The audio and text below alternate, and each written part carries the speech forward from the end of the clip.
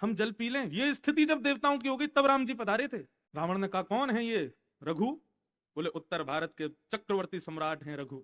आपने शायद उनका भी नाम नहीं सुना है महाराज। यदि आप उनको हराएंगे तो आप अभी कह रहे हैं कि मैं उद्घोषणा करूं कि ब्रह्मांड में मुझसे ज्यादा विद्वान कोई नहीं है, मुझसे ज्यादा बलवान कोई नहीं है।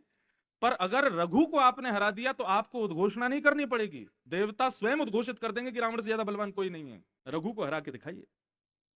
तब रावण रघु महाराज को देखने के लिए, उनकी शक्ति परखने के लिए आया उत्तर भारत में। तभी उसने क्या देखा कि रघु महाराज सरजू जी के तट पर बैठ करके संध्या कर रहे थे, गायत्री संध्योपासन कर रहे थे। रावण दूर बैठ करके संध्योपासन, अच्छा ब्राह्मण था, जानता था संध्योपासना कैसे होती है, आदि आदि सबके नियम जानता ही था रावण।